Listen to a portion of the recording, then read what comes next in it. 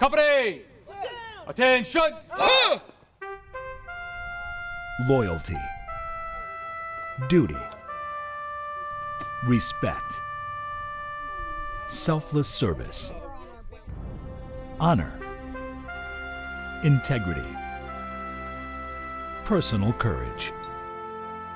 The tenets of the United States Army core values ring as true today as they did in 1808, when the 2nd Company Governor's Horse Guard received its official charter and mission: to attend upon and escort the governor in times of peace and war. Well, in the past, the militias were set up primarily to protect the governor, protect visitors from overseas, presidents of the United States that have come to Connecticut, and they would escort these dignitaries and VIPs to wherever the governor chose. Their purpose, that was their primary purpose, that was their mission. That mission has evolved to encompass numerous community service programs and activities, emergency response teams for natural and man-made disasters, riding in ceremonial functions that include presidential, gubernatorial, and regional parades, providing military honor guards, and participating in historic events, all the while maintaining a state of readiness and preserving cavalry traditions. Trot! We serve the state of Connecticut, citizens, the governor, and when they call us into active duty, whatever it might be, okay, we stand ready to serve. One of 4 Connecticut state militias, the Horse Guard, located in the scenic hills of Newtown, is an all-volunteer organization under the direction of the Adjutant General's Office of the Connecticut Army National Guard. We have approximately 43 active troopers in the unit, 25 horses that stand as of today, and I've been charged with the job of maintaining this facility by the Adjutant General, and to be in charge of all the different departments. The Horse Guard exists through a group of dedicated people to maintain a very valuable history of the state of Connecticut as well as the cavalry. If you look around and try and find another unit like this, you'll probably have a pretty difficult time. With the added distinction of being one of the oldest cavalry units in continuous service to the nation, the Horse Guard has a long and distinguished record of courage and duty. We're maintaining a history of the cavalry for 200 years. We use the same saddles, we use the same tack, we use the same methods. I mean, everything that we do here when we're not on active duty, okay, is to maintain that history of the cavalry.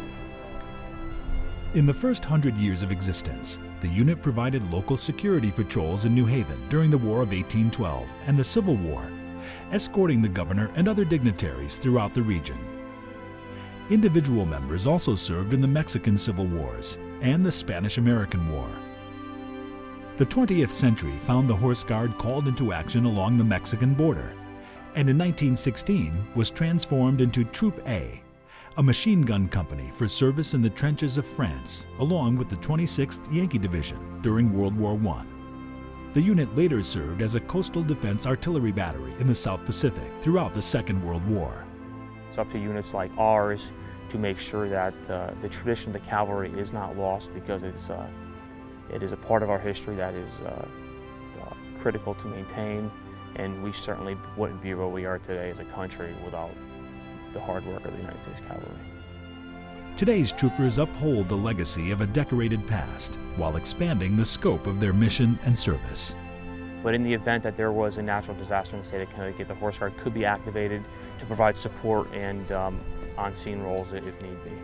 We're also starting to branch out in large animal rescue. So if there was natural disaster where large animals such as horses or cows need to be rescued, we can help with stuff of that nature there. Of course, maintaining and utilizing over 200 years of cavalry tradition takes a dedicated group of individuals and specialized equipment, along with a unique training regimen and a herd of some very special horses. Good boy.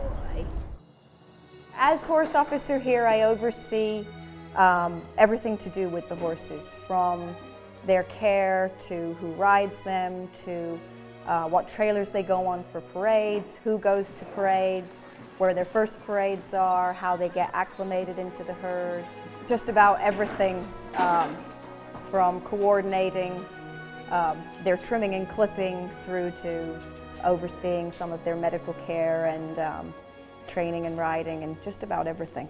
All of the horses here are donated by private parties. They come from all over the place.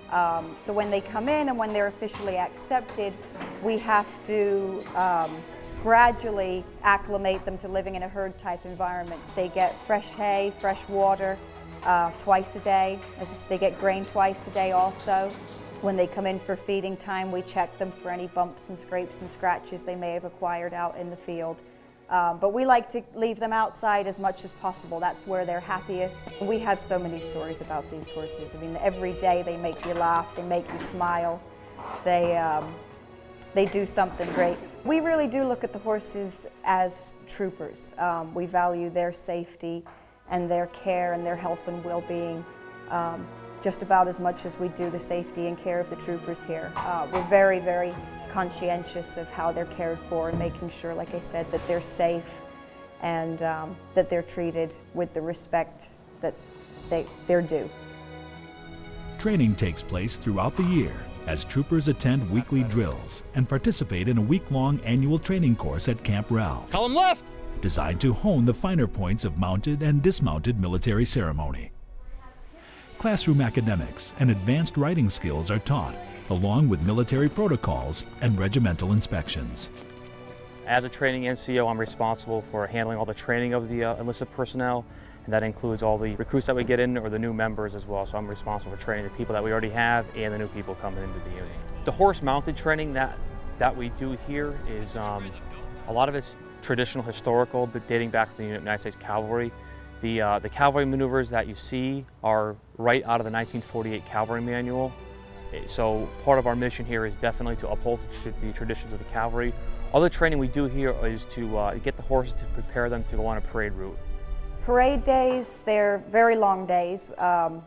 If we have, say, a 10 or 11 o'clock parade, we're generally here at about 6 o'clock in the morning, getting the horses groomed so they look pretty and getting them shipped with their shipping gear on so that they're safe in the trailers, getting them loaded up, getting to the parade on time to get them tacked up and ready to go.